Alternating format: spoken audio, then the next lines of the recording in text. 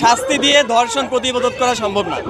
মানে এইটা হচ্ছে যে ধর্ষণে ফৌজদারি 2000 সালে ফৌজদারি আইনে সেটাতে হচ্ছে অলরেডি মৃত্যুদণ্ড আছেই ধর্ষণের শাস্তি হিসাবে, এবং যদি ধর্ষণে বলে মৃত্যু হয় তাহলে একদম মানে সরাসরি মৃত্যুদণ্ড, কোনো কথা নেই। কিন্তু এই আইন আছে 1860 সালে ব্রিটিশ আইন করে গেছিল, আইন এখনো আছে। আপনার আইন থাকার পরেও এত বছর ধরেও হচ্ছে গিয়ে শাস্তি হয় না। একটা ধর্ষণের কেস আদালতে গেলে 100টার মধ্যে 10টা হচ্ছে গিয়ে মামলা পর্যন্ত যায়, এবং এটার ভার্ডিক্ট হইতে হইতে 8 থেকে 10 বছর লেগে যায়। আপনার এই বিচারের যে কালচার, এটাতে পরিবর্তন আনতে হবে।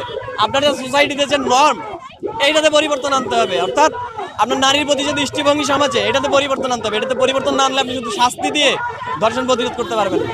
আমরা দেখেছি গতকালকে একটি নিউজে এসেছে আমাদের কাছে 50,000 টাকা দিয়ে এইটা তো খুবই স্বাভাবিক ঘটনা বাংলাদেশে। স্বাভাবিক মানে স্বাভাবিক না, কিন্তু বাংলাদেশে স্বাভাবিক। ব্যাপারটা হইতেছে যে আপনি একটা নারীকে ধর্ষণ করছেন, ধর্ষণ একটা নারীর জন্য এর থেকে বড় ট্রমাটাইজিং জিনিস ঘটনা আর কিছু হইতে পারে না। এটাকে আপনি টাকার বিনিময়ে ধামাচাপা দিচ্ছেন। এইটার মতো মানে লজ্জাজনক ব্যাপার আর এক্সিস্ট করে না, এটা বাংলাদেশে হয়।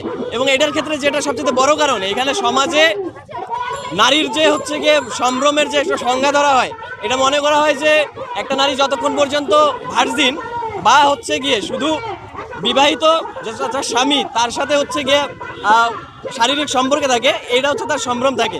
যদি এর বাইরে কোনো কিছু ঘটে শারীরিক বা অন্য কোনোভাবে কোনো কিছু, মনে করা হয় যে এটা সম্ভ্রম তার থাকতেছে না।